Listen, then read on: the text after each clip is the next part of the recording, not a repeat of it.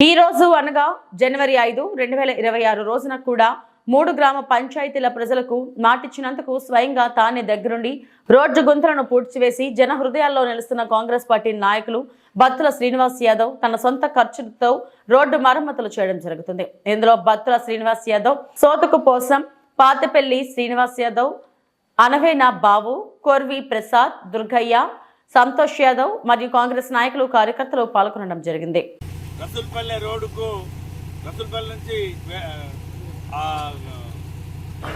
గుడిపల్లి పోయే తొగకు ఇంకా చాలా జాగాలల్లో రంధ్రాలు ఉన్నాయని చెప్తే